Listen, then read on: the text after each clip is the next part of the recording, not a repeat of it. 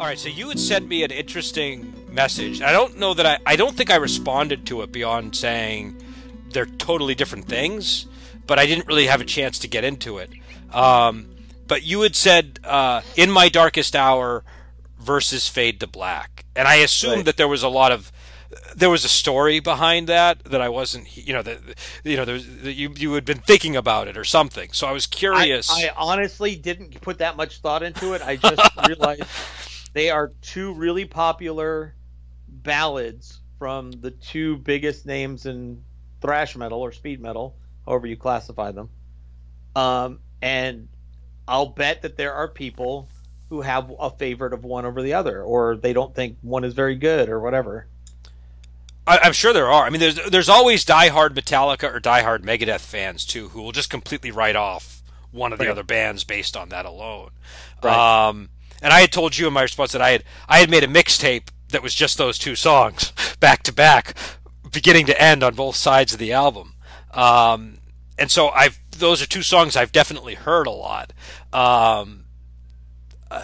What's your did you reach a conclusion? Do you have a verdict on the verses, or is it just sort of a question? It is difficult for me to be objective about it because I clearly like Megadeth more than Metallica. But I'm not stupid either. I know when Metallica makes a good song. Okay. Uh, so I think I've just heard Fade to Black more, Yep. and so it has a different resonance with me than In My Darkest Hour. But I remember the first time I listened to In My Darkest Hour, it it emoted things out of me that Fade to Black never did. Here's what I'll say. I think they're both tens. I think they're both solid tens.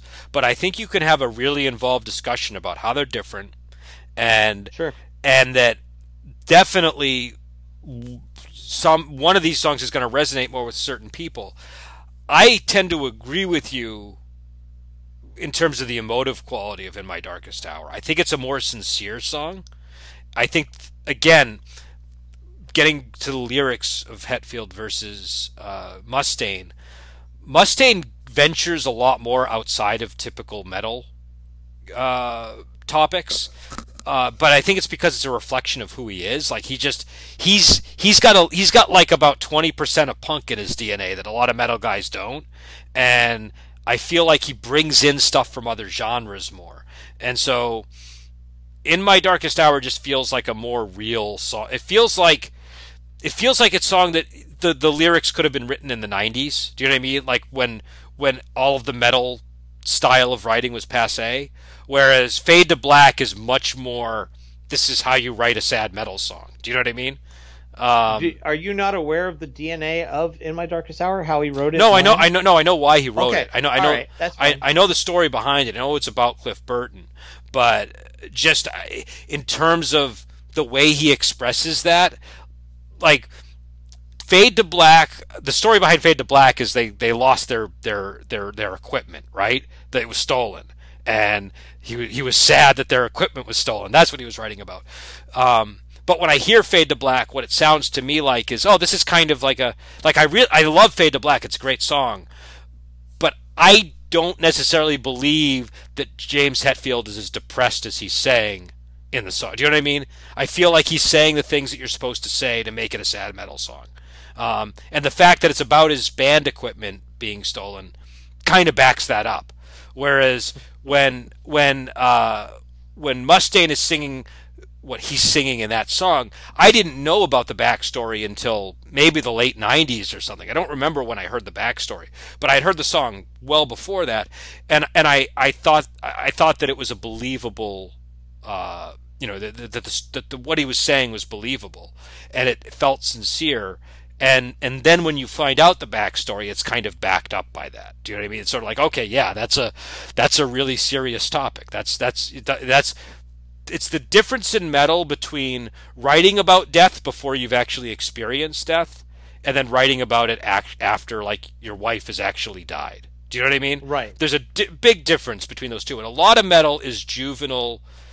I don't, for lack of a better term, aspirational depression.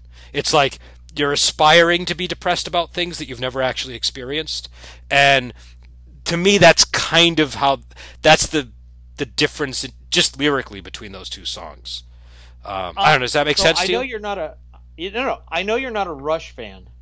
But late in their career in the '90s, they were putting out a lot of garbage. Mm-hmm. Their albums were. I'm sorry, there's Rush fans out there that love that stuff, and that's fine.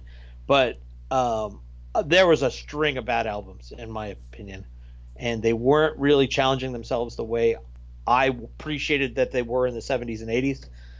And then Neil Peart lost his wife and his daughter at the same roughly the same time, within a year of one another, and he disappeared. He got on a motorcycle and he traveled for about 2 years, I think, and he didn't even make contact with anybody. He'd say send postcards and whatnot and all that, but he was gone. He would just disappear in these tiny towns in Mexico and South America, and he was on his motorcycle just trying to re-find himself, so to speak. Mm-hmm. He came back to the studio and they made an album called Vapor Trails, which is arguably one of their best albums. Every single song on that album is just an emotional punch in the face. And it changes the tone of the band because they previously really didn't do emotional albums. They always sang about fantasy, or they sang stories about the mind, or science fiction, or whatever. But they hadn't really hit a lot of emotional notes. And this one just hit so many emotional notes. So I'm bringing this up, one, because I think everybody should listen to this album. Two, because it really does solidify what you just said, which is writing about death versus actually experiencing, understanding death, and then writing about death. Yeah, and I think that's what this song does. I mean, it's an informed metal song. It's informed by real life. Yeah, and I think that's a lot of Mustaine is like that. Like, even like we were arguing, like I think you didn't like the song 502.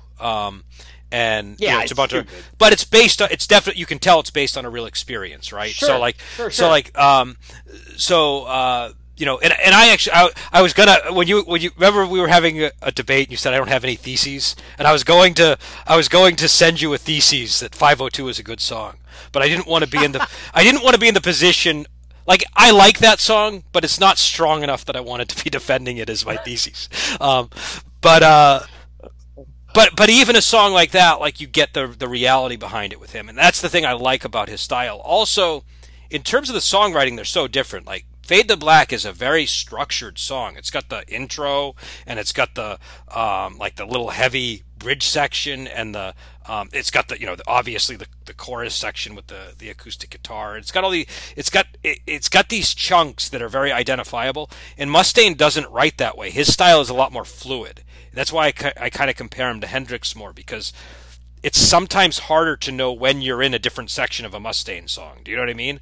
Like, right. It's just less clear because he kind of weaves things together a little more. He has a different style, and In My Darkest Hour is a good example of that. So, right. And another difference is there's a strong division in Fade to Black between the acoustic light parts and the heavy parts, and In My Darkest Hour blends the two together. Right. Do you know what I mean? Like, you have distortion over regular chords at the beginning, and the whole song is kind of like that at parts. So, you know, it's sort of like, when does the ballad part come in? When does the heavy part come in? Well, they're all kind of together. So I know they're very different songs, but again, I if I'm going to give them numeric weight, I have to give them both 10s. But I would probably, like, at the moment, maybe, like you said, because I've heard Fade to Black way more, I'd probably rather listen to In My Darkest Hour. Do you know what I mean? Because Fade to Black, even though we don't have rock stations, somehow that song still gets played on the radio. Do you know what I mean? Like, I still hear it when I'm driving around on some of the music stations around here. So, if Fade to Black is truly about them losing their equipment, and I did not know that, which just makes me sad inside, not in an emotional way, but just in a, I can't believe how lame that is, then maybe we should compare Fade to Black to Liar, because Liar is about the time the guy sold their equipment for drug money. But Liar is, well, do you like Liar or do you not like Liar? I love Liar. Yeah. Oh, I love Liar too, but a lot of people hate that song, so I wanted to get that out of the way.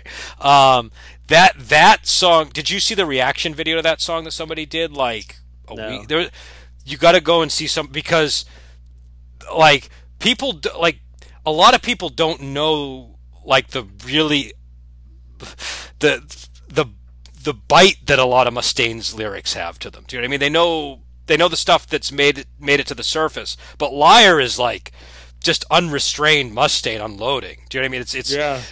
and it's really clever, a lot of it. Like it's, like just in terms of the, like, those are good insults. Do you know what I mean? Like those are you do not want to be on the receiving end of a tirade from him. Do you know what I mean? That's the kind it just you can tell that he's really going after a specific person and going after specific insecurities the person would have. Yeah. Absolutely. And so that, but yeah, I don't know. I mean, again, what I've heard is Fade to Black was James Hetfield writing about their stolen equipment. I will say, if you're in a band and you lose your equipment, that is catastrophic. It's not like a high schooler whose amp gets stolen. Do you know what I mean? It's like this is the way that you're going to make success. Do you know what I mean? And that's like hundreds of dollars of equipment that you might not be able to replace. But it just doesn't compare to the loss of Cliff Burton. So Yeah, no, so absolutely. and it also doesn't really, the lyrics don't really reflect the loss of the band equipment. That's the other big issue. Yeah. The lyrics just sound like somebody's going to commit suicide, and so Right. it's either an extreme overreaction to losing your equipment, or the loss of the equipment is what prompted him to get into a dark place, and he started writing something that was, more imaginative.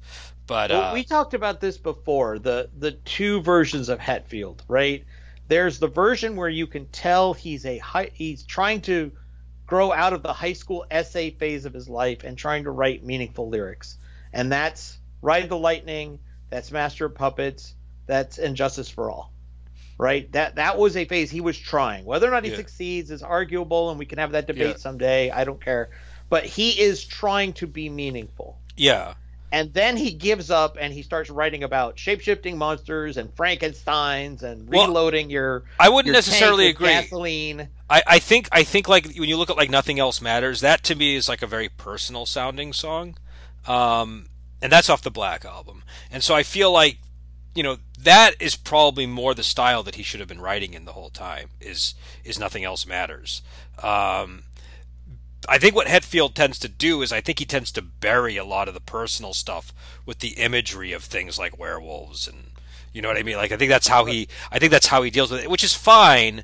There's totally a place for it. I just don't think. I think Dio is much better equipped to write about werewolves and those things than Hetfield. Right. That's my main problem. I don't have a problem with him choosing that as subject matter. I just don't think that it works for him for whatever reason. I've just always found Hetfield's phrasing kind of weird. Do you know what I mean? Like I don't know what it is. Maybe other people react differently to his words, Right. but for me, his phrasing's always just kind of. It felt like he talked like Yoda sometimes. Do you know what I mean? Like he kind of reversed the natural order of how he should be saying things, Right. and it just kind of turned me off. Whereas Mustaine, I felt like I was getting Mustaine's real voice whenever I heard Mustaine singing about stuff. Yeah. Even if it was a line, I was like, I wouldn't have written it that way. But I guess that's how Dave Mustaine would write it. Do you know what I mean? Like it just felt more of a natural extension of the guy. And Hetfield, I felt like there was this he was having difficulty bridging that. Like he did, it just never felt like he found his real voice to me. And Nothing Else Matters to me is a song where he does find a voice. But yeah, I don't know. I think a lot of that. I mean, that I don't know. That's a whole other topic. Like the whole lyric thing, which we've gotten into in the past, and I'm not that big on lyrics, but I can tell when lyrics are like, they're not, when the person doesn't really believe what they're saying, or when they're writing something in order to just kind of emulate something that another band did. Do you know what I mean? Like to me, when I hear Fade to Black, when I first heard that song, I used to confuse it with Children of the Damned all the time. Because it actually has a lot of this. Well, go ahead. I'm sorry. No, that's funny because Children of the Damned is so well written. The lyrics are so good. Well, the lyrics are, but and I didn't realize how different the songs were until I actually learned to play both of them on guitar. But they're similar enough in the in the acoustic chorus parts of the song that I don't know. I guess in Children of the Damned, I guess the acoustic part isn't the chorus, but they both have those acoustic parts. Those to me sounded very similar, and I think I've always thought that Fade to Black was Hetfield trying to replicate Children of the Damned. Do you know what I mean? That was always my reading of that song. Once I realized how different they were, but I don't know. Maybe other people don't get the same sense of those two songs. But yeah, I don't know. I think Fade to Black's a really good song, though. I don't want to give the wrong impression. I think it's a really great song. But yeah, I don't know. You know what's interesting? When I was in a band, I was really into Metallica, and my singer was really into Megadeth. And one of the things that I came to appreciate about what Megadeth does is when my singer would write songs, he would always write them very differently than I would, and I could tell it was because of the Megadeth influence. And so I just think that I don't know, when I go back now and I listen to Megadeth these days, I'm generally a little bit more impressed by the songwriting that goes on with Megadeth than with Metallica. And that's a totally subjective thing, but I like when my singer would come to me, his songs would be in a slightly different tempo than mine. The times, not the time signature would be different, but like if he wrote a guitar bit, it would have the emphasis would be on different notes than where I would emphasize them. Do you know what I mean? And he would just have a different feel. And so I don't know. I think there's something interesting about how Megadeth writes songs. But I don't know. Maybe I'm getting far away from what we were talking about originally.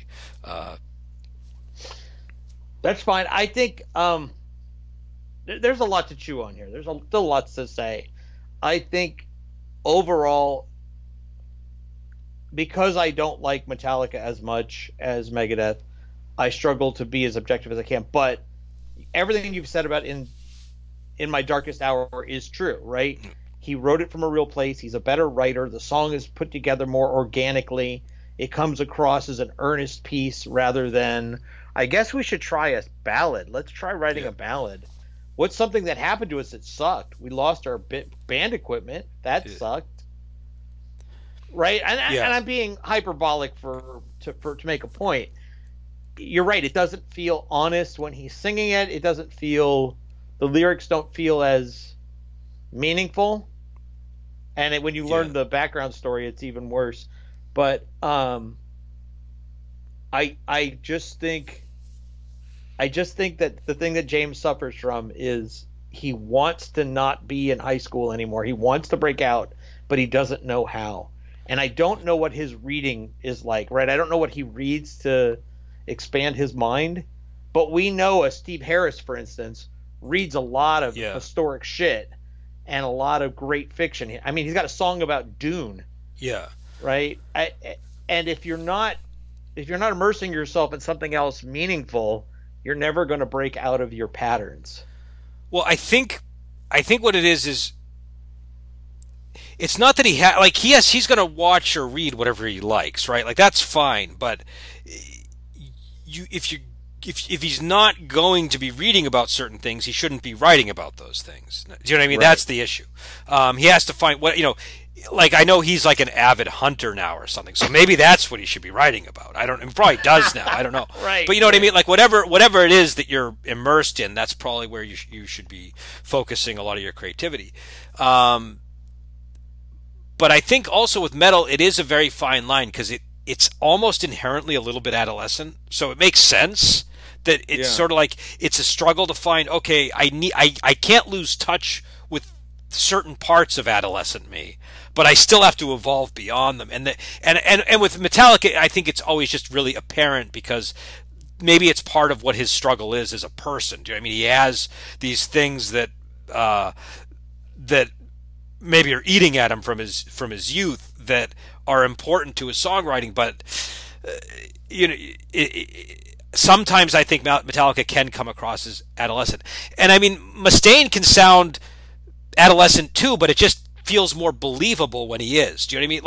Like when, like, I don't know, like, you know, their cover of These Boots Were Made for Walking. Yeah.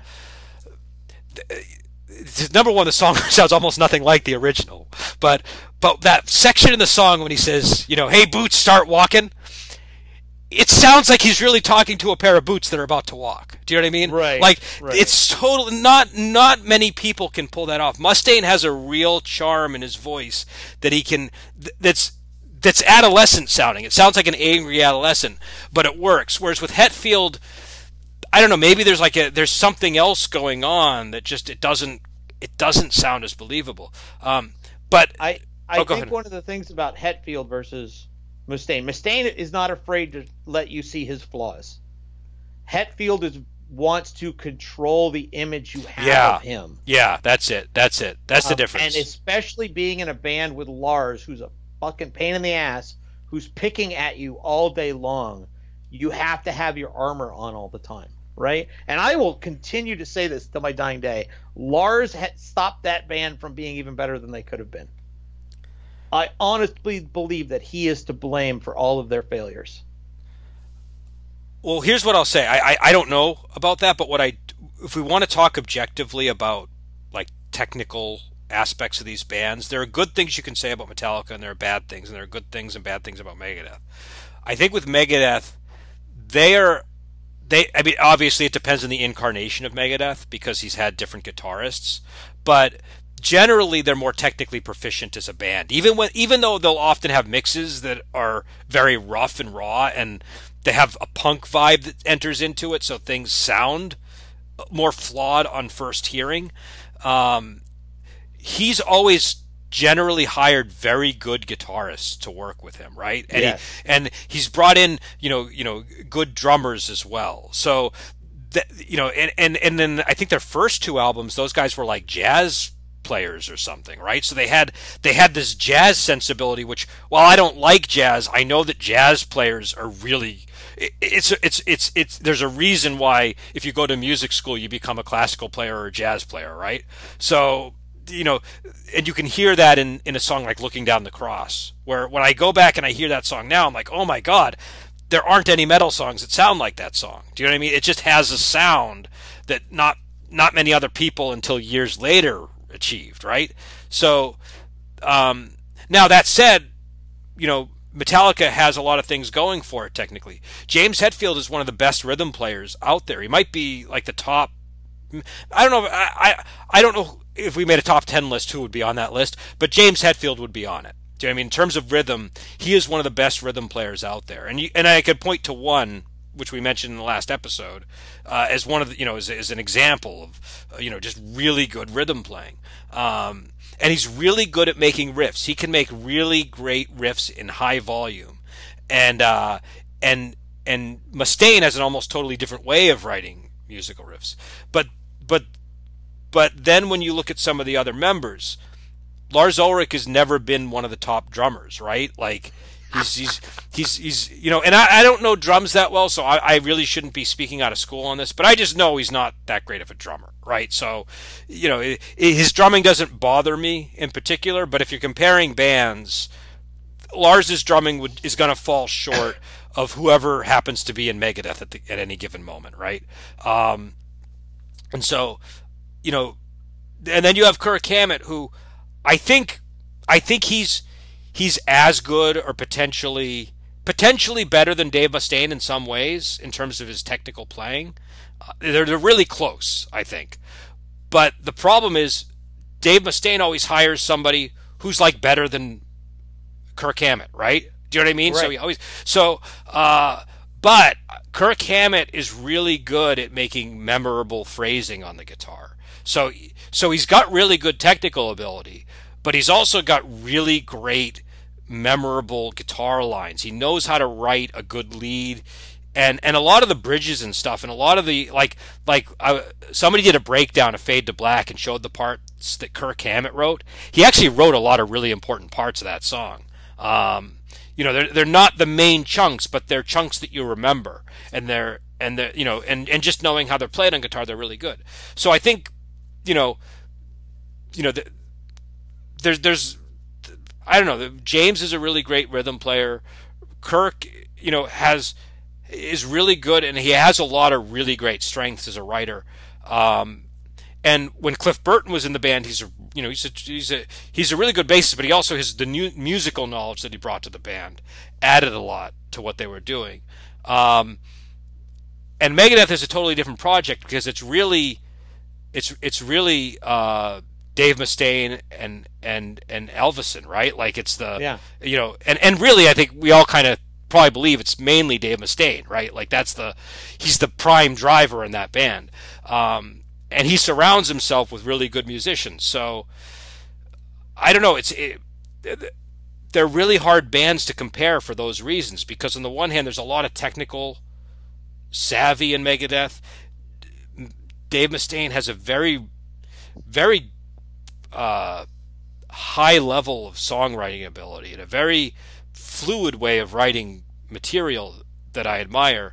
On the other hand, I feel like Metallica has these bursts of inspiration that really shine through in their music that can sustain a whole song. Do you know what I mean? Like they have these sparks that have generally translated to a lot of success with a wide audience.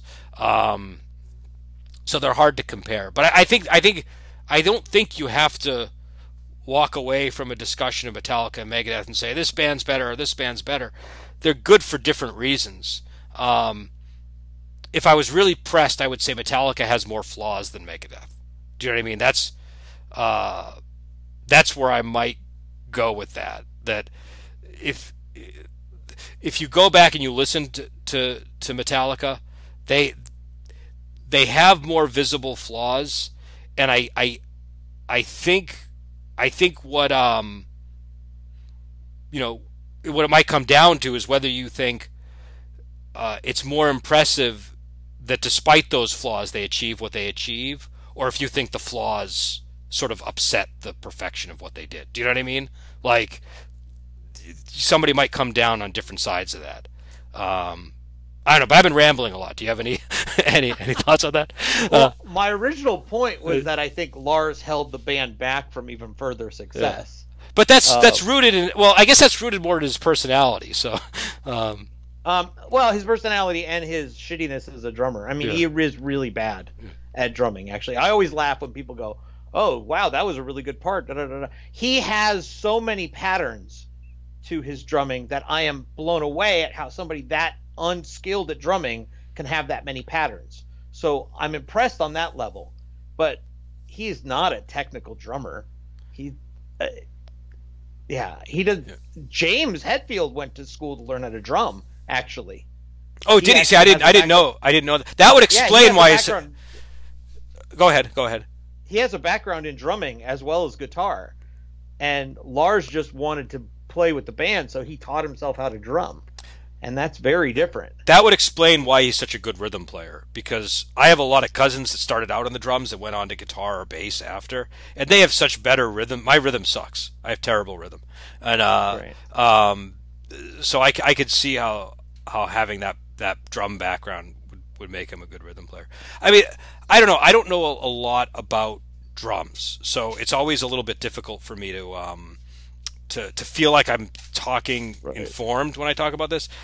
I'll say this, if somebody likes Lars's drumming, him not being great technically isn't going to prevent him from doing something that's inspired. So fine, people can like it, but like I do think that there's maybe too much emphasis now on perfect timing because of computers and things like that. Now that we can actually see in front of us if somebody is losing the tempo or something. But I know that there's a clip, I think, on Some Kind of Monster where the producer points out that he's losing, like it's out of time. Do you know what I mean? Like he's not keeping the time. And I'm sure that happens to all drummers, but and who knows how these things are edited, but my impression from that was not favorable to to because even Kirk Hammett at one point in that moment is like, yeah, it is kind of out of time. So, and Kirk never says anything bad about anything. No, ever. He's the nicest guy. He never says anything bad, and he's the lead player. Do you know what I mean? It's Yeah. not so. It's not like it's not like the bassist or the rhythm guy weighed in. I think it must have been noticeable for him to pick up on it. I think. But I don't know. Maybe he has really good sense of timing. I don't know. But yeah, so anyway, I feel like we've maybe driven this topic into the ground at this point. But we should try doing a couple episodes where Metallica never comes up, because we always find a way to bring them into conversations, and I don't really even like them that much. Well, you know why? I'll tell you why it happens. Because they're such big personalities in the metal world, and it's so easy to get worked up about them, even if you have no opinion on their music. You can. It's the shared language of metal, too, right? If we were talking about gaming, we'd bring up D&D, whether or not we were actually talking about D&D. So there is that, but we like Judas Priest and Iron Maiden a hell of a lot more than we like Metallica, and we never get to bring them up. I mean, I'm fine. I like Metallica. I just, I there are other bands that I put ahead of them. Do you know what I mean? I think with Metallica the problem, and I don't want to keep talking about them, but they burned so much goodwill with their later works that so I don't know. They're an emotional topic, obviously, for people. So it makes sense that they would come up. But yeah, so I don't know. Maybe next episode we'll make them off limits. They won't be able to come up. We'll prohibit them. It's always funny to me how they always appear in our conversations. That's all I was saying. No, it's true, and I think both of us are Like, I feel like it's come up on both of our ends, because I could understand if it was just because I can sometimes do things like that, where I'll just kind of keep lodging the same complaint. Do you know what I mean? But yeah. So why don't we end it here, and we'll talk to everyone later.